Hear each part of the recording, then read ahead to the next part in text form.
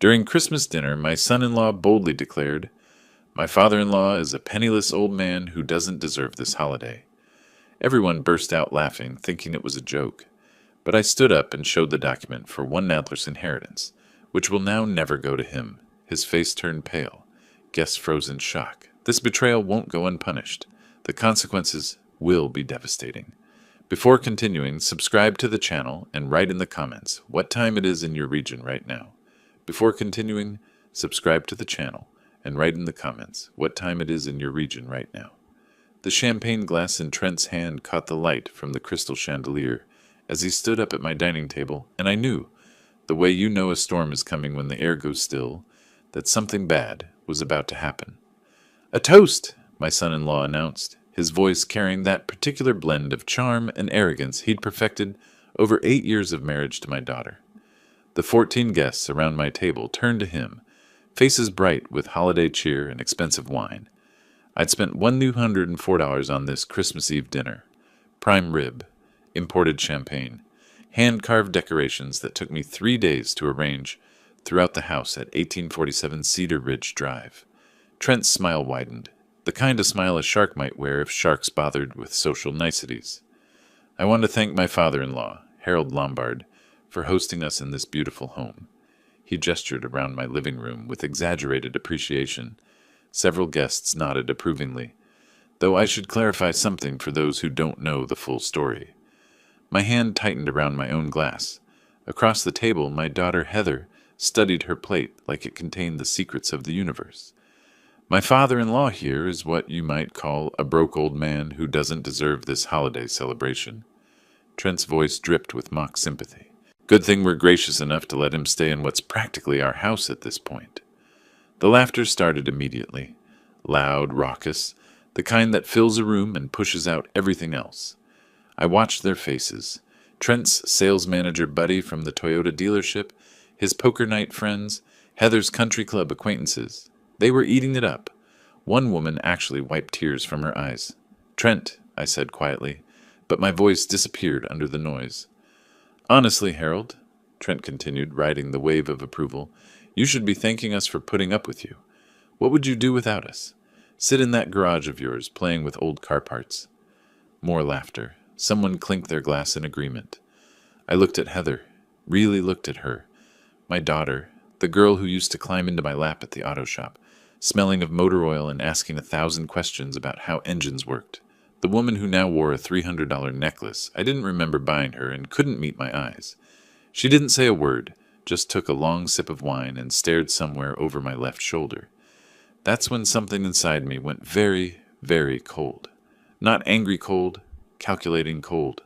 The kind of cold that comes from 45 years of running a business, of learning that some people will smile while they rob you. Blind, I'd built Lombard Auto Care from a single garage into 5 locations across Texas. Sold it in 2021 for $1.8 million.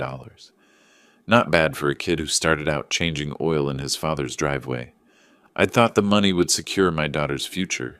Thought I'd leave her comfortable, cared for. Instead, I'd apparently become the entertainment. "You know what the best part is?"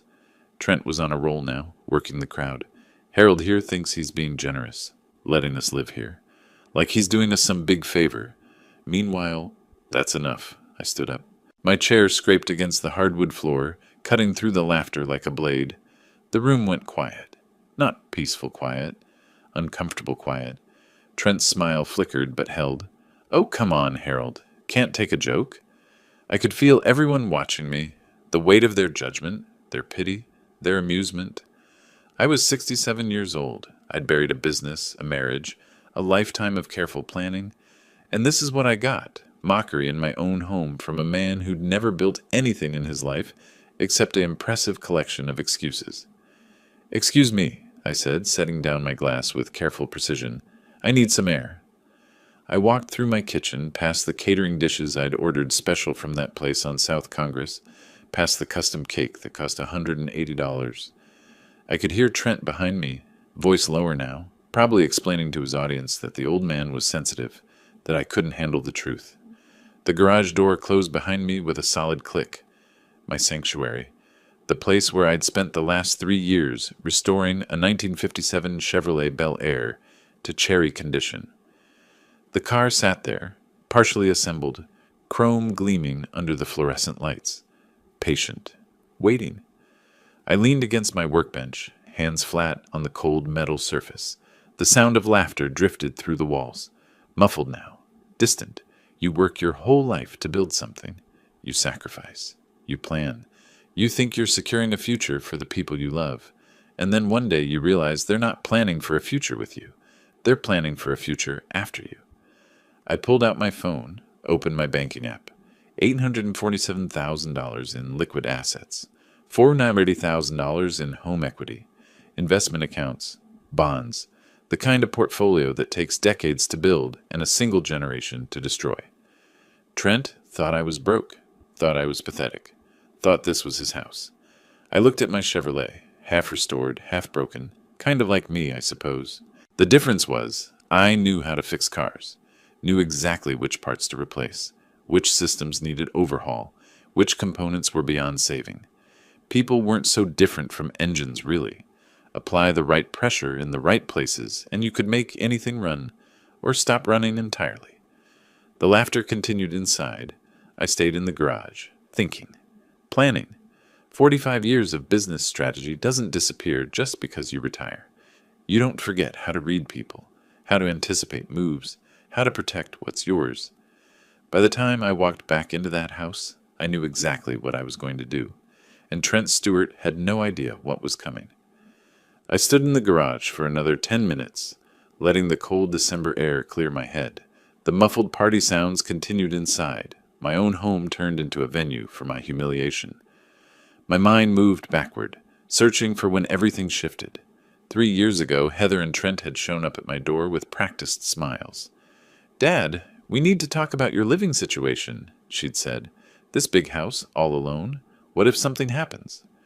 I'd made coffee, listened as Trent explained how they'd move in, keep me company. "Just temporarily," Heather assured me, "until you're back on your feet."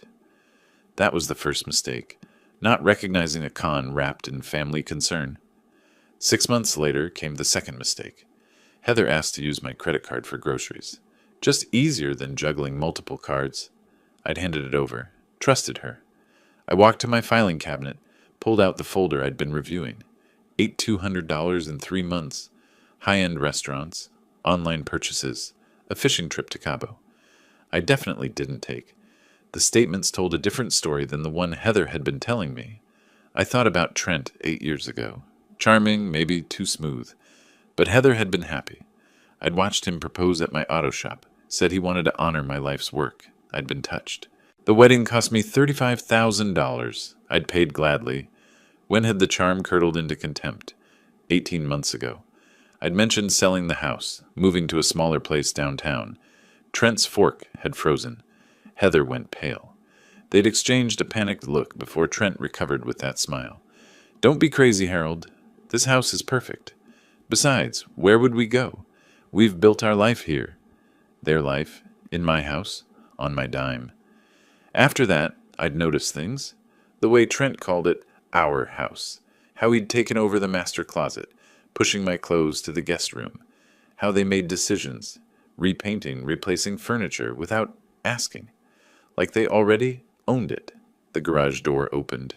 Heather stood there, backlit by kitchen light, looking uncertain. "Dad, are you okay?" I studied her face, searched for the little girl who'd handed me wrenches and believed I could fix anything. "I'm fine, sweetheart. Just needed a moment." Trent didn't mean, "Yes, he did." No anger. Just fact. He meant every word. Her hands twisted together. For a second I thought she might say something real. Instead, "You're being too sensitive. It was just a joke." "I'll be in soon. Go enjoy your party." She hesitated, then left. I looked around my garage, at 50 years of accumulated tools, at the Chevrolet I'd spent 3 years restoring, at concrete stained with decades of work. A man spends his life building.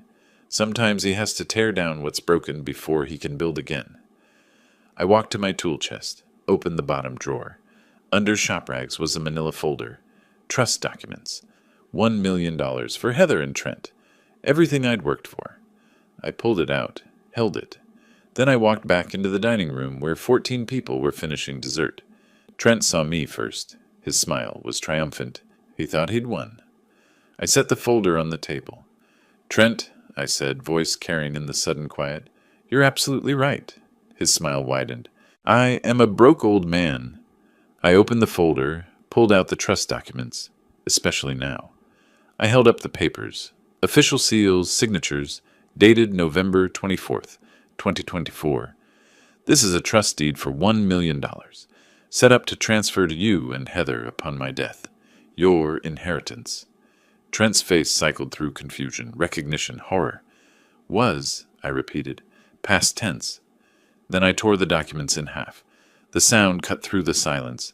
I tore them again. Let the pieces fall, like snow. "You're right about one thing, Trent. I am broke now, because this will never see the inside of a bank again." Someone gasped. I watched Trent's face drain of color, watched his mouth work soundlessly, watched my daughter's expression crumble. "Merry Christmas," I said. Then I walked out, through my kitchen, back to my garage. This time, I locked the door. I sat in my half-restored Chevrolet, hands on the disconnected steering wheel. Through the walls, I heard chaos. Raised voices. Trent shouting, chairs scraping, the front door slamming as guests fled. I sat in quiet darkness and felt something I hadn't felt in 3 years. Free. They thought I was weak, stupid, ready to be managed until I died and left them everything. They had no idea who they were dealing with. I pulled out my phone, found Robert Clark, the estate attorney. We had an appointment January 2nd. I moved it to December 27th. Then I called Lucas Turner, a private investigator I'd used for business background checks. Thorough, discreet, expensive. "Lucas, Harold Lombard, I need you to look into my son-in-law, Trent Stewart. Everything. Finances, employment, digital footprint. I need to know exactly who I'm dealing with." His fee, $3,500 for a comprehensive report within 2 weeks, cheap at twice the price. I sat listening to my house settle into silence. The party was over. Trent and Heather were probably in their room, arguing or panicking. I didn't care which. Tomorrow was Christmas. The air would be toxic with unspoken accusations. Trent would try to fix this, to charm his way back. I'd let him think he might succeed, right up until the moment I destroyed him. The Chevrolet sat patient around me. I ran my hand over the dashboard, feeling where vinyl had cracked. "You and me both?" I murmured. "Time for a complete restoration." But first, careful disassembly was required. You couldn't rebuild properly until you'd taken it apart, identified every damaged component, every weakness, every flaw. I knew how to take things apart, and I was about to teach Trent Stewart exactly how thoroughly a careful man could dismantle a life built on lies. The shop light hummed. My tools waited on their pegboard, each in its proper place. Time to get to work. Christmas morning arrived with the kind of silence that follows an earthquake. I made coffee in my kitchen, listening to whispered arguments upstairs. Heather's voice high and panicked, Trent's low and angry. I took my coffee to the garage. Let them stew. The Chevrolet looked different this morning, or maybe I was seeing it differently. Underneath the primer, this car had been a rusted wreck. Now it was halfway to beautiful. Patience. That's what restoration required. Strip everything down, fix what's broken, replace what's beyond saving. Footsteps on the stairs. Multiple sets. The garage door opened. Trent looked like he'd aged a decade overnight. Heather hovered behind him, red-eyed. My daughter had been crying. Some part of me wanted to comfort her. The newer, colder part noticed she'd positioned herself behind her husband, still choosing him. "Harold," Trent's voice was careful, the salesman salvaging a bad deal. "Can we talk?" "We're talking now." "About last night. I was drunk. The guys were egging me on. I didn't mean any of it." I sipped coffee, watched him, said nothing. The silence made him nervous. "Come on, Harold. It was a joke. You know I respect you. Don't we, Heather?" My daughter nodded. "Dad, please. Can't we just forget the whole thing? Start fresh?" I looked at her. When had she learned to lie so smoothly? "The trust documents are already filed," Trent said. "You can't just—" "Those were copies. For your records. The originals are with my attorney. I called him this morning and instructed him to void the entire arrangement." A lie. Robert Clark's office was closed until the 27th, but Trent didn't know that. You can't do that. Actually, in Texas, I can do whatever I want with my estate. Heather's eyes widened. She'd probably thought of my assets as already half theirs. We're family, she said. Family forgives each other. You're right. Families should also respect each other, support each other, be honest. I looked directly at her. When's the last time you were honest with me? She flinched. The credit card you've been using for groceries. Funny thing about statements, they're detailed. Restaurant bills, online shopping, a weekend trip to Cabo in October. Trent went still. I don't remember authorizing a vacation or those $800 at the poker tables in Louisiana. The garage was silent except for the heater's hum. I notice everything, I said quietly. I always have. I just chose not to see it. There's a difference, Heather cried. Real tears, maybe. We'll pay you back, Trent said, jaw tight. Every penny. Of course. I'm sure you have plenty of savings. His face told me everything about their savings situation. I have an appointment with my attorney on the 27th. Until then, I think we all need space. I walked past them into my house. Behind me, Heather sobbed. The garage door slammed. I went to my study and opened my laptop. Time to really look at the numbers. 3 hours later, I had a comprehensive list. The total, 8,247 in 3 months. Going back further, the pattern emerged. They'd been careful at first, small charges, but they'd gotten bolder. The Cabo trip alone was 2,400. 4 nights at a resort, fishing excursions, spa treatments, all on my card while they lived rent-free in my house. This wasn't feelings or misunderstandings. This was theft. Calculated, sustained theft. My phone buzzed. Heather, please, Dad, can we talk? I deleted it. Trent, you're making a huge mistake. I blocked his number. 2 days until Robert Clark. 2 days to gather everything I needed. I opened a new browser tab. Private Investigators, Austin, Texas Financial Fraud. Lucas Turner. Former Austin PD, Financial Crimes Specialist. I'd used him twice before. Business partner embezzlement. Supplier verification. Thorough, professional, accurate. I dialed. Turner Investigations. Lucas, it's Harold Lombard. I need a complete financial workup on someone. Domestic situation. My son-in-law. A pause. Timeline. 2 weeks. Money's no object. Comprehensive report runs through Med 500. Credit checks.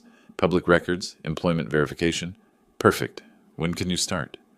I had all of Trent's information. Heather had used him as a reference on insurance paperwork last year. I'll email everything within the hour. One thing, absolute discretion. He can't know he's being investigated. That's standard, Mr. Lombard. Preliminary findings in a week, full report in 2. We finalized the details. I hung up and compiled Trent's information. Social security number from the insurance form. Date of birth from the wedding invitation.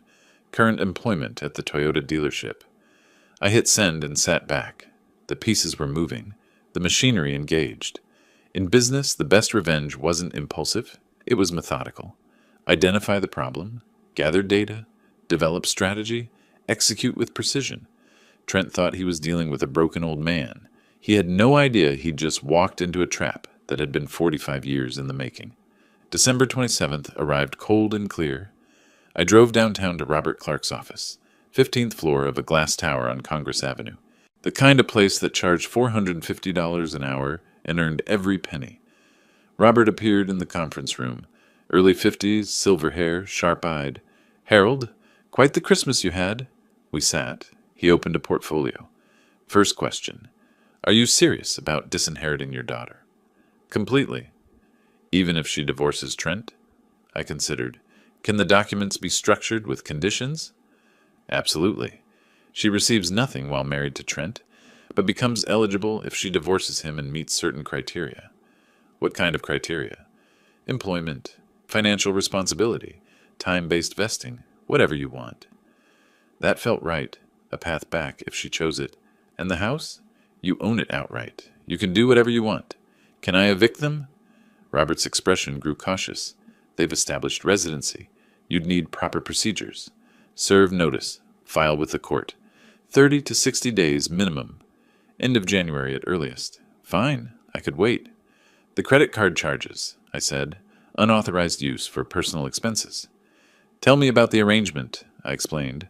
verbal permission for household expenses, charges that spiraled into luxuries. Did you give explicit permission for these purchases? No. I said household expenses. Do you have that in writing? Verbal. Family arrangement. Robert nodded. That makes civil fraud challenging but not impossible. The question is whether you pursue it legally or use it as leverage. Leverage for what? A settlement.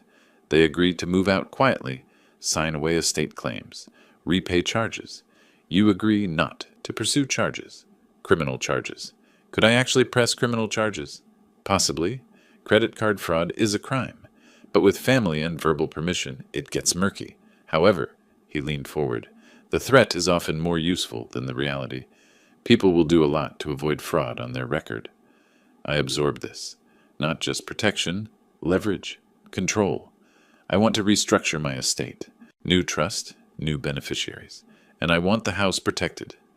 I recommend a living trust. You maintain control, avoids probate, harder to contest.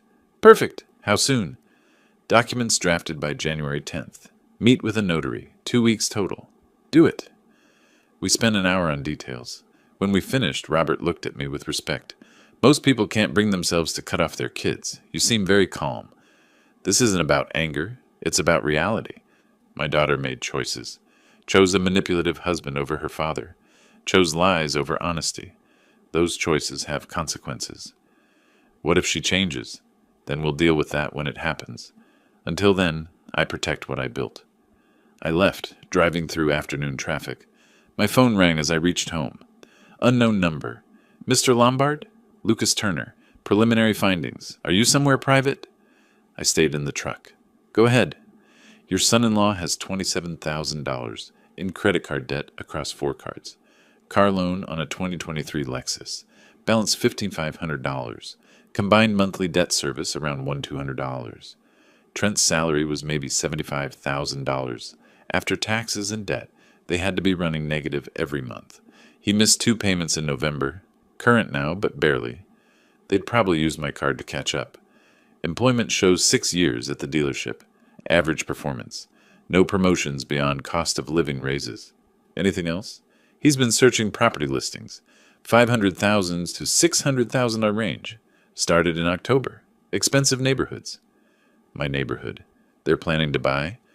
Or planning to inherit and trade up. After hanging up, I sat staring at my house.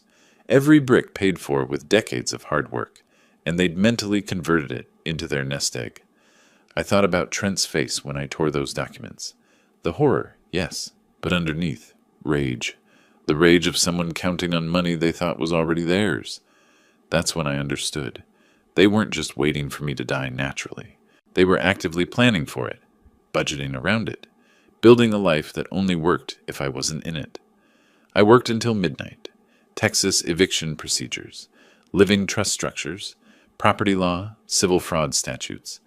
Trent and Heather thought they were waiting me out. They didn't understand that I wasn't angry anymore. I was strategic, and that was infinitely more dangerous. Around 1 a.m., I looked through my window at the garage. My Chevrolet waited, patient as always. That car had taught me something. Restoration wasn't about fixing what was broken. It was about stripping away everything that didn't belong, getting to the core, building it back right. Sometimes you had to cut out rust, even when the rust looked like family. By the time Lucas delivered his full report, I'd know how deep the damage went. By the time Robert finished the trust, I'd have legal protection.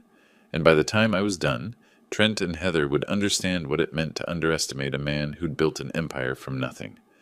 They wanted my money? They could try. But first, they'd have to go through me. And I'd been fighting sharks for 45 years. This time, I knew exactly which teeth to pull. January 15th came with Lucas Turner's full report. I met him at a coffee shop on Lamar Boulevard, away from prying eyes. He slid a manila envelope across the table. "It's all there," he said. "And Harold, it's worse than the preliminary findings suggested." I opened it in my truck. 43 pages of documented evidence. Bank statements. Text message transcripts recovered from phone records. Email exchanges. The pattern was clear as glass. Trent hadn't just been careless with my money. He'd been systematic, calculated. The $43,000 was just what I'd caught. Lucas had found another $8,500 in cash advances and wire transfers I hadn't noticed. Total unauthorized use over 2 years, $61,500. But the text messages, those were what made my blood run cold. October 12th, to someone named Kyle. Old man can't last much longer. House alone is worth $500,000, plus whatever cash he's sitting on. November 3rd. Talk to a realtor. If we list at $520K, we'll clear $480K after fees, enough to get us out of this hole. December 8th, 2 weeks before Christmas. He's getting suspicious about the card. Might need to speed things up. Kyle's response, "What are you saying?" Trent, "Nothing. Just saying nature takes its course. Sometimes it needs a little help." I read those words 3 times. Each time they got colder. My son-in-law wasn't just waiting for my death. He was considering accelerating it. I drove to Robert Clark's office without calling ahead. His secretary tried to stop me, but one look at my face and she waved me through. "Harold?" Robert looked up from his desk. "What's wrong?" I dropped the report in front of him. "Read page 32. He did. His expression went from curious to concerned to professionally furious in 30 seconds. "This is a threat," I finished. Vague enough to be deniable, specific enough to be real. Robert sat back. "We need to move quickly. If he's this desperate, he might do something stupid." "I'm already moving." I pulled out my phone, showed him the notes I'd made at 1 a.m. "Living trust. Irrevocable. Everything goes to a charitable fund. I want it done this week." "That's aggressive. So is planning your father-in-law's death?" We spent the next 3 hours mapping it out. Robert called in Cynthia Harris, a notary he worked with, late 50s, sharp eyes, the kind of woman who'd seen every estate planning trick in the book. "Mr. Lombard wants to establish a living trust," Robert explained. "Complete transfer of assets, irrevocable structure, charitable beneficiary." Cynthia nodded. "Smart. Texas law is favorable for this. But you understand what irrevocable means? Once it's done, you can't change your mind." "I understand perfectly." She pulled out forms. "Let's inventory the assets." I laid it out. Sale of Lombard Auto Care in 2021, $800,000. After taxes and reinvestment, $520,000 in liquid assets and bonds. The house at 1847 Cedar Ridge Drive. Current appraisal, $480,000. Owned outright. Investment accounts, $220,000. Minus living expenses over 3 years. Approximately $420,000 spent. Total estate value, $100,000. "And you want all of this to go to a charitable trust?" Cynthia asked. "The Lombard Automotive Education Fund. Scholarships for young mechanics. $25,000 per recipient annually. Enough for trade school, tools, and first-year expenses." I saw Robert doing the math. At 5% return, the trust could fund 15 scholarships a year in perpetuity. "That's beautiful," Cynthia said softly. "What about your daughter?" "She made her choice when she married a man who thinks my death is a financial opportunity." Cynthia didn't flinch, just nodded and started drafting. The legal fees came to $4,800, worth every penny. We finished on January 22nd. I signed the final documents in Cynthia's office on Guadalupe Street, her notary seal making it official. Everything I'd built over 45 years, everything I'd saved and protected, now locked into a structure Trent couldn't touch, couldn't contest, couldn't manipulate. "There's one more thing," Robert said, "the unauthorized credit card use. Lucas's report gives us everything we need for a civil suit. File it. Harold, this will destroy whatever relationship you have left with your daughter. Robert, my daughter's husband is discussing whether to help nature along with my death.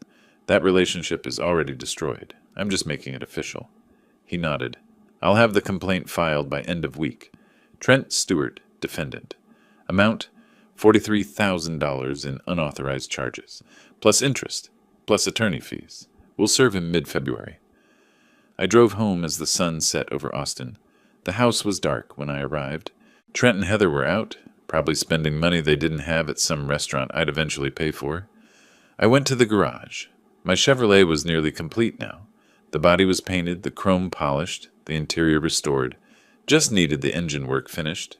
I ran my hand over the hood. Smooth. Perfect. Ready. Back inside, I pulled out a small digital recorder I'd bought at Best Buy for $89. Voice activated, 12 hours of storage. I placed it in the kitchen, tucked behind the cookie jar Heather never touched. Then another one in the living room, behind a picture frame. Insurance, evidence, protection. I wasn't just playing defense anymore. I was gathering ammunition for every battle ahead. That night, I slept better than I had in weeks. The trap was set. The pieces were moving. All I had to do now was wait for them to spring it. Trent thought he was waiting me out. Thought time was on his side. He had no idea that every day he waited, I was building walls he couldn't climb, digging moats he couldn't cross, preparing a battlefield where he'd already lost. The trust was ironclad. The evidence was documented. The lawsuit was ready. And I was just getting started. The process server found Trent at the Toyota dealership on February 12th. I was parked across the street, watching. I'd driven to South I-35 specifically for this. Call it petty. I called it the best entertainment I'd had in months. The server walked through the showroom. Young guy, clipboard, official looking. He approached Trent, who was with a couple examining a Camry. I watched Trent's face when the server interrupted. Annoyance first, then confusion as he got the envelope, then absolute shock as he read. Even from across the street, I could see the color drain. His mouth opened, closed, opened again like a fish pulled from water. His hands started to shake. The couple looked uncomfortable. The server pointed to the document. Trent's head snapped up, eyes scanning the showroom like he was looking for escape. I smiled. This was better than Netflix. Trent's sales manager appeared. Trent tried to wave him off, but the manager insisted on seeing the papers. Manager's expression went from concerned to shocked, to professionally distant. Trent was escorted to an office. The couple left without buying. I started my truck and drove home, humming. The call came 2 hours later. Heather crying. "Dad, what did you do?" "Trent's been served. $43,000. This is crazy." "Is it? My credit card statements say otherwise." "Those were household expenses. You gave permission. For groceries and utilities. Not Cabo. Not poker in Louisiana." Silence. Then, "We'll pay you back." "That's what the lawsuit is for." "This will ruin us. Can't we work this out?" When was the last time Trent treated me like family? Before or after he told his friend my death needed to speed up? Longer silence. "What are you talking about?" "Ask your husband about his text messages. Ask him what he meant by helping nature along." I hung up. They arrived 30 minutes later. Trent's face was red, jaw tight. Heather looked destroyed.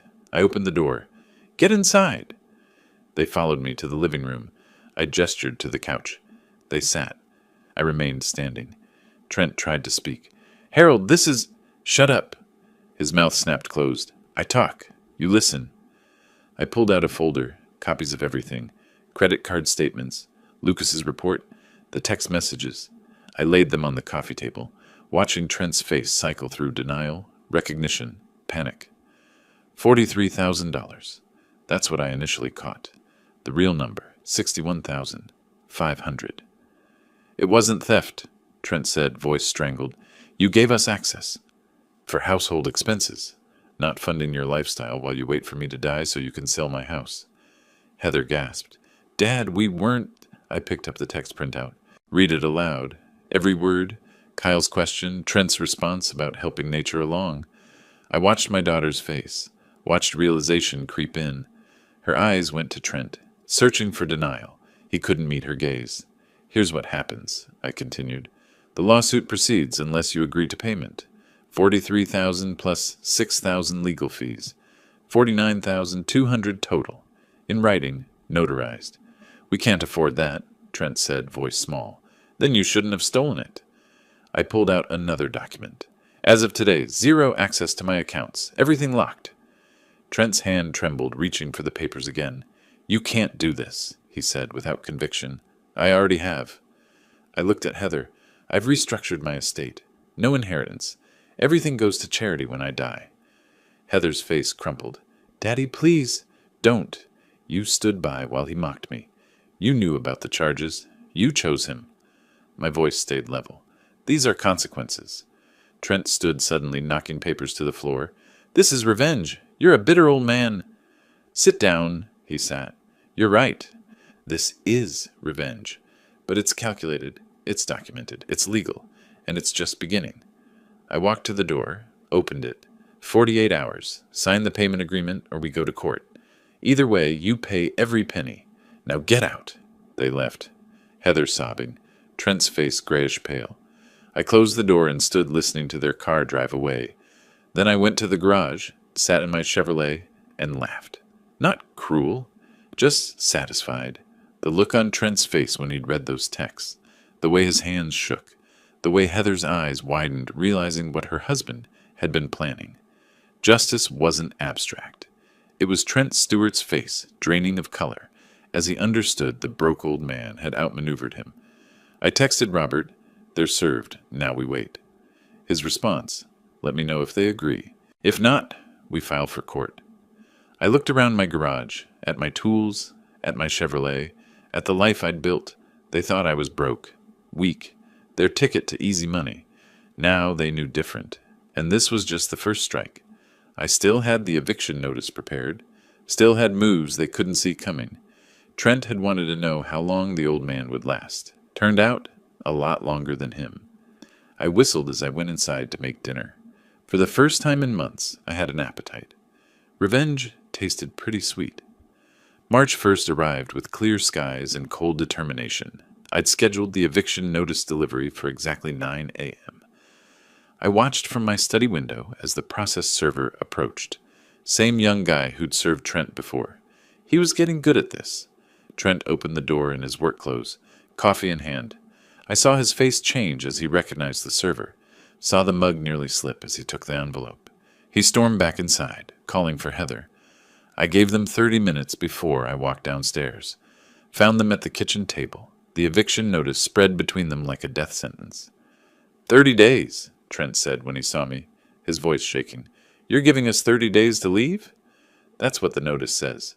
This is our home. Heather's eyes were red. Dad, you can't throw us out. This is my home. You've been living here rent-free for 3 years. Under Texas law, I can terminate that arrangement with proper notice. We'll fight this, Trent said, standing. You can't evict family without cause. Actually, I can. Check Section 2402 of the Texas Property Code. But if you want cause, we can discuss the $61,000 in theft. Trent's jaw worked. We'll get a lawyer. Go ahead. This should only cost you about $1,200. Money well spent, I'm sure. I walked out before they could respond. That afternoon, Trent hired Douglas Miller, cheap lawyer who advertised on bus benches. Cost, up $200. Robert called me 3 days later, laughing. Miller filed a motion to dismiss. Claims they've established tenancy rights. And? It's nonsense. They never paid rent, never had a lease. Judge Thompson will throw it out. Hearings March 15th. The Ides of March. Appropriate. The 2 weeks before the hearing were tense. Trent and Heather barely spoke to me. I spent the time finishing my Chevrolet.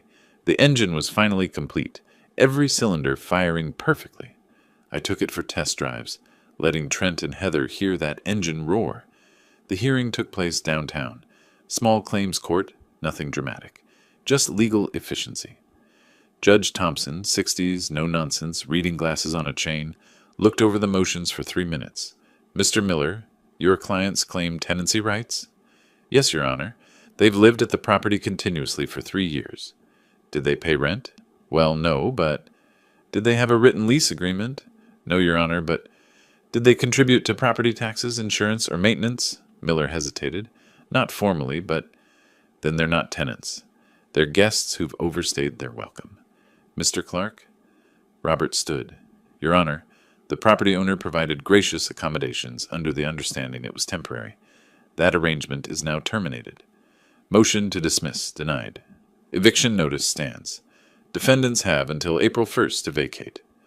45 minutes total, including waiting. I looked at Trent as we left. His face had that grayish color again. You did this on purpose, Trent said.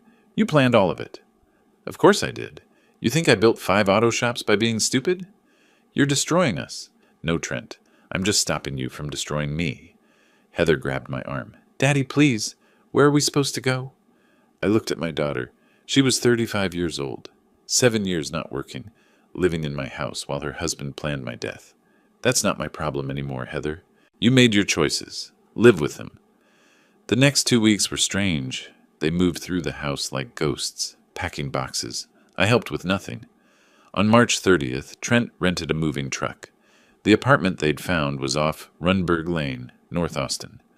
Rent, $1,650 a month. Security deposit, and first month, $3,300 up front.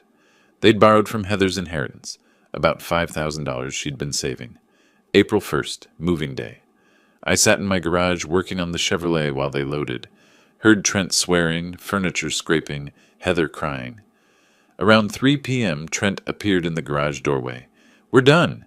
"Keys?" He threw them. I caught them without looking up. "You're proud of yourself," he said, watching us suffer. I set down my wrench, looked at him. "I'm not proud. I'm satisfied. You called me a broke old man who didn't deserve respect. You spent $61,000 of my money. You discussed helping nature along with my death, and you thought I'd just take it." I stood up. "I'm not suffering watching you leave, Trent. I'm relieved, like finally cutting out a cancer."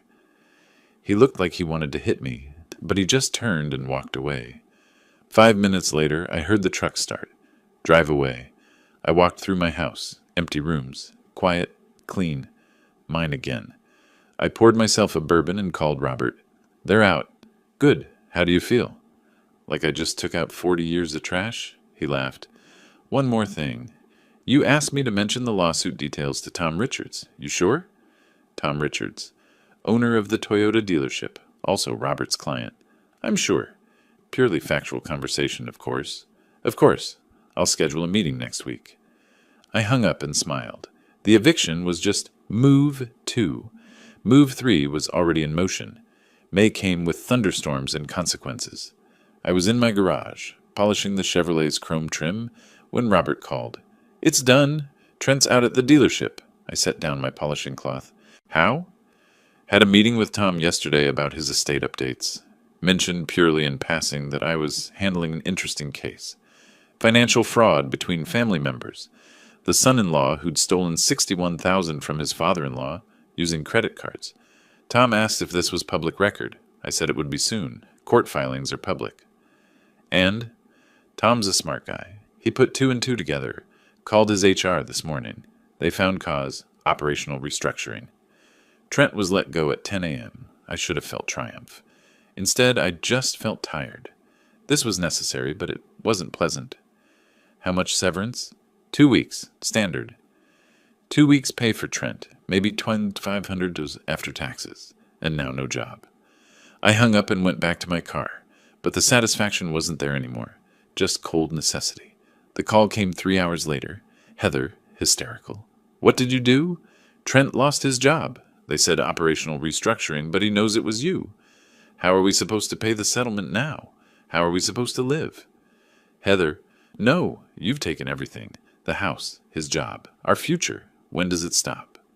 "When the debt is paid, $49,200. That was the agreement.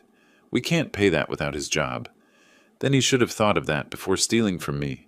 She was sobbing now. "We have nothing. Nothing. We're trying to pay you $850 a month, but we've already missed payments, and now—" "Robert will file for wage garnishment. If Trent finds new employment, 25% of his wages will go directly to satisfying the judgment. You're destroying us." "No, I'm collecting a debt. There's a difference." She hung up. I stood there holding the phone, feeling something crack inside my chest. Not guilt, not regret, just the weight of what I'd set in motion. But I didn't stop. 2 weeks later, Heather found work as a cashier at an H-E-B grocery store. Starting wage, $14.50 an hour. 32 hours a week. They wouldn't give her full time. Wouldn't have to provide benefits that way. Her take-home, roughly $1,600 a month. Their apartment rent, $650. The math didn't work. I knew it didn't work. That was the point. In June, they missed their third payment on the settlement agreement. Robert filed a motion for accelerated payment terms. That's when Trent tried to fight back. He hired Miller again, another $800 he didn't have, and filed a countersuit. Claimed I'd defamed him to his employer, causing wrongful termination. Claimed emotional distress. Asked for $75,000 in damages. Robert called me laughing so hard he could barely speak. "He's suing you for defamation?" I never mentioned his name to Tom Richards. Not once. I described a case. Tom made his own conclusions. And emotional distress? He threatened your life in writing. What do we do? File a motion to dismiss. This is frivolous.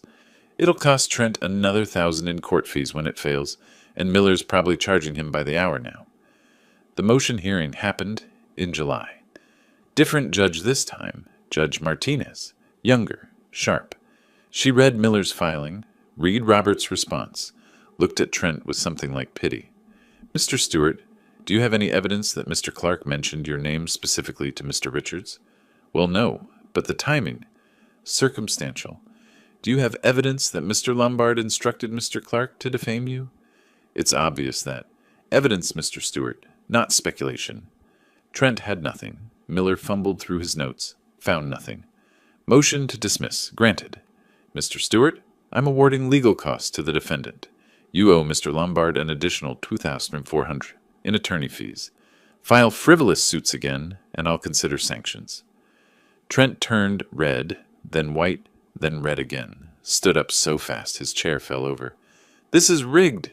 You're all protecting him because he has money and connections. We have nothing, and you're bleeding us dry. Mr. Stewart, sit down, or I'll hold you in contempt. He didn't sit. My father-in-law is a vindictive old bailiff. It took 2 bailiffs to escort Trent from the courtroom.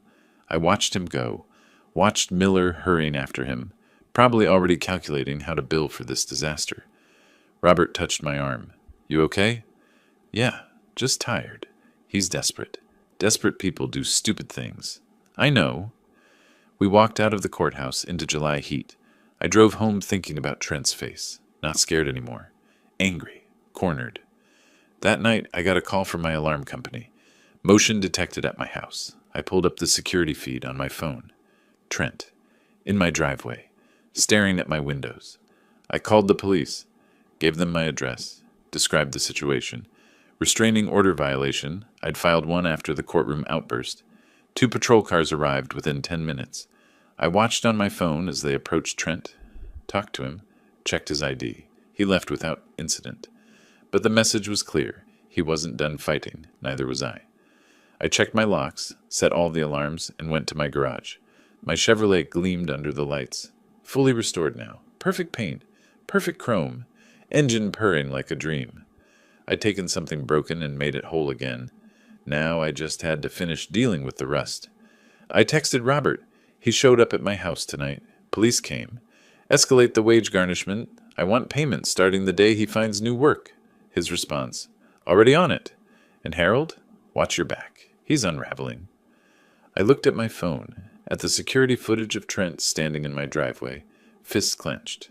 Yeah, he was unraveling. But I'd planned for that too. I pulled out the recordings from my hidden digital recorders. Hours of Trent and Heather talking, planning, scheming. Insurance against whatever came next. The game wasn't over, but I was still 3 moves ahead. August came with a decision I'd been planning since March. I sat in Robert's office, signing the final paperwork for the house sale. The buyer, Austin Youth Development Center, a nonprofit that worked with at-risk teenagers. They'd convert 1847 Cedar Ridge Drive into a community center, tutoring, mentoring, life skills training. Sale price, $465,000, below market value, but that was intentional. The tax deduction alone would be worth it, and the symbolism was perfect. They're thrilled, Robert said, reviewing the contract. This location is perfect for their programs. You're doing a good thing here, Harold. I'm doing the right thing. There's a difference. I signed the last page. My house, the place where I'd raised Heather, where my wife had died, where I'd been humiliated at Christmas dinner, was no longer mine. It felt like shedding old skin. I'd already found a new apartment. Modern complex near downtown, 15th floor. Floor-to-ceiling windows overlooking Lady Bird Lake. 2 bedrooms, open concept. Parking garage for the Chevrolet. Rent, $1,100 a month, which I could easily afford. The movers came on August 15th. I didn't take much. Furniture I actually liked. My tools, personal items. The rest I donated. The house had too many memories, too much weight. I spent my last night there in the garage with my Chevrolet. The car was finished now. Cherry red paint gleaming, chrome perfect, leather interior, restored to original condition. I'd rebuilt the engine myself, tuned it until it purred. This car had been my therapy, my meditation, proof that broken things could be made beautiful again. I ran my hand along the hood one last time in that garage, then drove it to my new place, started fresh. 3 days later, my phone rang. Heather. Dad, can we talk? In person? Something in her voice was different. Broken. Real. Where? Your new place? I need to see you. I gave her the address. She arrived an hour later. I barely recognized her. The designer clothes were gone, replaced by the H-E-B uniform, red polo, khaki pants. Her hair was pulled back in a simple ponytail. No makeup. She looked exhausted. She looked 35 going on 50. She looked, for the first time in years, like my daughter. Come in. She stood in my living room, looking around, at the minimal furniture, at the view, at the life I'd built without them. You sold the house, she said, not a question. Yes. To a nonprofit. Yes. Her face crumpled. That was our home. No, Heather. That was my home. You just lived there. She nodded, tears starting. I know. I know that now. She sat on my couch and for the first time in months really cried. Not manipulative tears, not performance. Just raw, honest grief. I'm so sorry, Dad. For everything. For letting Trent. For not standing up for you. For being part of it. I was so stupid. I sat across from her. Waited. I thought we deserved it. Your money. The house. Like you owed us because you were our family. Trent kept saying you had more than you needed. That you'd want to help us. That it wasn't really stealing because it would all be ours someday anyway. And you believed him. I wanted to believe him. It was easier than admitting what we were doing, than admitting what he was. She looked at me, eyes red. I read the text messages about helping nature along. I confronted him and he said it was just talk, just frustration. But, Dad, I think he meant it. I think he would have. She couldn't finish. I know, I said quietly. I left him. 2 weeks ago. I'm staying with a friend from work. I filed for divorce yesterday. I felt something shift in my chest. Not forgiveness exactly. Not yet. But maybe the beginning of it. Good. I know it doesn't fix anything. I know the debt is still there, and the consequences, and everything I did. But I need you to know I'm sorry. Really sorry. And I understand if you can't forgive me. I looked at my daughter. Saw the little girl who used to help me in the garage. Saw the woman who'd made terrible choices. Saw someone who might, finally, be learning. I forgive you, Heather. Her breath caught. But forgiveness doesn't erase consequences. You chose Trent. You chose to lie, to steal, to stand by while he mocked me. Those choices have results. The debt stands. The trust stands. The house is sold. That doesn't change. I know. You made your bed. Now you have to lie in it and learn from it. She nodded, wiping her eyes. I am learning. I am working. Paying my own bills. It's hard, but it's real. For the first time in years, I'm not depending on someone else. Good. Keep doing that. She stood to leave, hesitated at the door. Dad, do you think someday we could have a relationship again? Not like before, but something? I thought about it, honest thought. Maybe, if you keep making different choices, if you prove you've changed. But that takes time, Heather. A lot of time. I understand. She smiled, small and sad. I love you, Dad. I love you too. But love and trust are different things. You'll have to earn the second one back. She left. I stood at my window, watching the sunset over Austin, feeling lighter than I had in months. I'd lost a daughter for a while. Maybe I'd get her back someday. Maybe not. But either way, I'd found myself again. And that was enough. October 12th, 2025. Final hearing for debt collection. I arrived at the courthouse early, Robert beside me. We'd been through this building so many times it felt routine. But this was different. This was the end. Trent and Heather arrived separately. Heather with a divorce lawyer. Trent with Miller, who looked miserable. They sat on opposite sides. Heather caught my eye, gave a small nod. Trent stared ahead, jaw tight. Judge Martinez presided. Same judge from the contempt hearing. She remembered Trent. Mr. Clark, present your case. Robert stood. Settlement agreement signed in February. Total debt, $49,200. Payments made, 250. Balance, 4950. Minus 6,600 garnished from Heather's wages. Current balance due from Trent Stewart, 38,350. Your Honor, Mr. Stewart has been unemployed since May but made no effort to find work. He's driven a 2023 Lexus valued at $31,000. We request the court order it seized and sold to satisfy the debt. Miller stood. Your Honor, Mr. Stewart needs that vehicle. He's had 5 months to find employment, Robert said. Public transportation in Austin is adequate. Judge Martinez looked at Trent. Mr. Stewart, have you actively sought employment? Trent stood. I've been dealing with personal issues. The divorce? The stress? That's not an answer. Have you submitted job applications? Silence. Mr. Stewart? A few. How many? Maybe 10 or 12. In 5 months. Flat voice.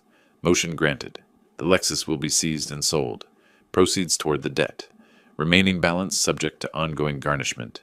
Mr. Stewart will find employment within 30 days or face contempt. Trent's face went white. You can't. I can, and I have. Next case. We filed out. Trent was shaking.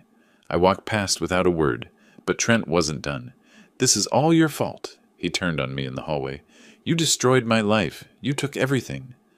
I stopped, turned slowly. No, Trent, you destroyed your own life. I just stopped letting you destroy mine. You planned this, all of it. I planned it from the moment you called me a broke old man in my own home. His face contorted. $1 million. That's what you took from us. And that's when I smiled. Trent, let me tell you something. That document I tore up on Christmas Eve, the $1 million trust, he went very still. That was only part of my estate. In January, I created a new trust, the Lombard Automotive Education Fund. Total value, $2.3 million. I watched the color drain from his face, watched his eyes go wide, watched his mouth work soundlessly. $1.8 million from my business, $465,000 from the house sale, $220,000 in investments, everything I built over 45 years. You gave it all away? Every penny, to scholarships for young mechanics.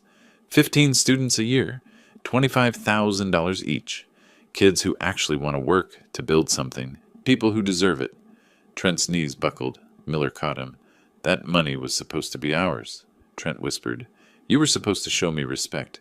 Instead, you called me broke and pathetic while planning my death. So yeah, that money could have been yours. Every single dollar. I stepped closer. But you chose to mock me. You chose to steal from me.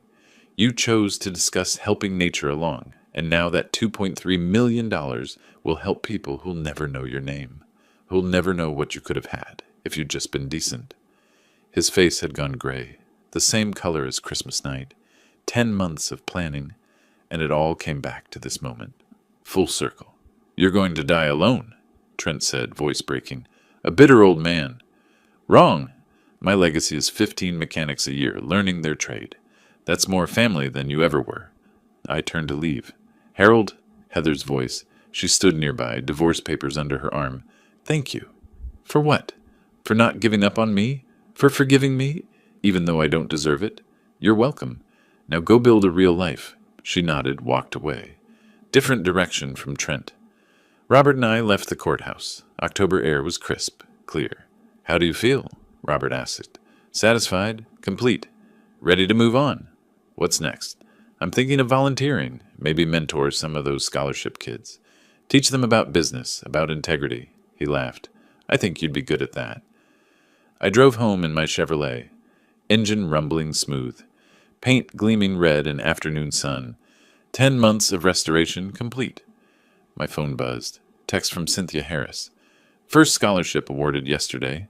18-year-old from Houston. Single mother working 2 jobs. Wants to learn diesel mechanics. Thought you'd want to know. I smiled. That evening I took the Chevrolet out for a drive. Out of Austin into the hill country. Windows down, radio playing classic rock. The rebuilt engine purring perfectly. The sunset painted the sky red and gold. Beautiful. Peaceful.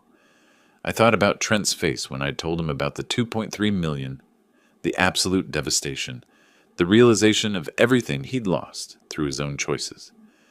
I thought about Heather, starting over, learning, growing. I thought about 15 kids a year who'd get a chance because I'd decided revenge wasn't enough. Justice had to build something new. The road stretched ahead, empty and open. I pressed the accelerator. The Chevrolet responded like a dream. And I laughed. Free? Victorious. Whole. Justice hadn't just been served. It had been earned. If you like this story, please like this video, subscribe to the channel, and share your impressions of this story in the comments. To listen to the next story, click on the box on the left. Thank you for watching.